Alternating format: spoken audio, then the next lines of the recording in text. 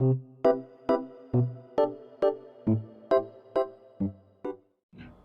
बच्चों, आप लोग कैसे हैं। डॉक्टर रमा सिंह के यूट्यूब चैनल संस्कृत ज्ञान धारा में आप सभी बच्चों का स्वागत है। पिछले वीडियो में आप लोगों ने स्वर पढ़ा। आज मैं आप लोगों को व्यंजन बताने जा रही हूँ। व्यंजन किसे कहते हैं? जिन वर्णों के उच्चारण में स्वर वर्णों की सहायता ली जाती है उसे व्यंजन कहते हैं। बच्चों, जिन वर्णों के उच्चारण में स्वर वर्णों की सहायता ली जाती है उसे व्यंजन कहते हैं। स्वर से रहित व्यंजन में नीचे की ओर दाहिनी तरफ एक तिरछी रेखा खींच दी जाती है जिसको हम हलंत कहते हैं। इसीलिए व्यंजन को हम हल भी कहते हैं। इसे हल भी कहा जाता है। तो बच्चों जानिए, स्वर जो है स्वयं में पूर्ण होता है, लेकिन व्यंजन वर्ण कभी भी बिना स्वर के पूर्ण नहीं होता है। जैसे का है, का व्यंजन वर्ण है, तो का को कैसे का, ये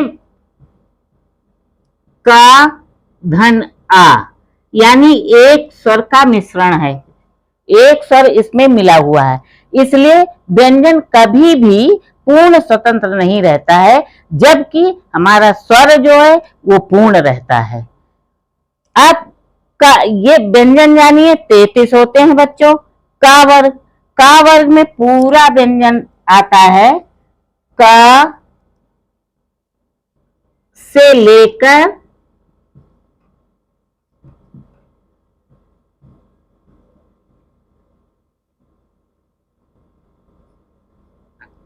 अंगा तक। ठीक। अब चा वर्ग में आता है बच्चों, चा से लेकर इया तक। टा वर्ग में रा तक। ता वर्ग में ना तक। और पा वर्ग में मा तक आता है।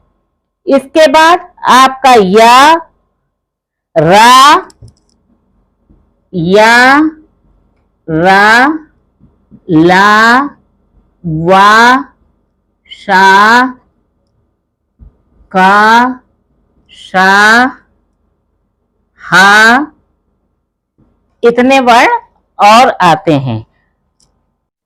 बच्चों, श, त्र, ज्ञा ये जो व्यंजन है ये संयुक्त व्यंजन में आते हैं। संयुक्त व्यंजन किसे कहते हैं? जहां पर दो या दो से अधिक वर्णों का प्रयोग किया जाता है उसे हम संयुक्त व्यंजन कहते हैं।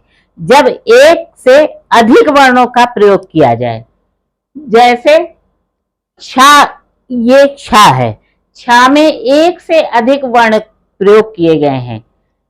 जैसे ये का है, इसको जब हम तोड़ेंगे, का धन सा धन आ, यानी कि दो वर्ण है, दो व्यंजन है और एक स्वर है। इसी तरह त्रा, त्रा में दो व्यंजन है, एक स्वर है, यानी कि ता धन रा धन आ बराबर त्रा बनता है। फिर ज्ञा बच्चों कैसे बनता है? ज धन इया धन आ बराबर जो। इसमें जो वर्णों, व्यंजन वर्णों में जो हम नीचे तिरछी रेखा लगाते हैं, इसका तात्पर्य होता है हलंत।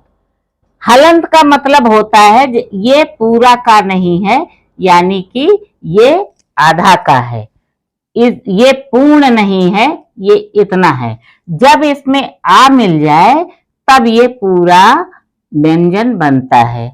इसी तरह तीनों में, सब में हलंत है। हलंत का तात्पर्य समझो आप। ता आधा, रा आधा और मिला कैसे? ये आ स्वर से। इस तरह ये संयुक्त व्यंजन में दो व्यंजन है, एक स्वर है। त्रा में भी दो व्यंजन है, एक स्वर है। और ज्ञा में भी दो व्यंजन है, एक स्वर है। इसीलिए बच्चों इन व्यंजन को हम संयुक्त व्यंजन कहते हैं। तो बच्चों, आपको मेरी ये वीडियो कैसी लगी? अगर वीडियो अच्छी लगे तो मेरी वीडियो को लाइक शेयर सब्सक्राइब कीजिएगा। बेल आइकन जरूर दबाना, जिससे आगे आने वाली रोचक वीडियो आपको पता चल जाए। Thank you for watching.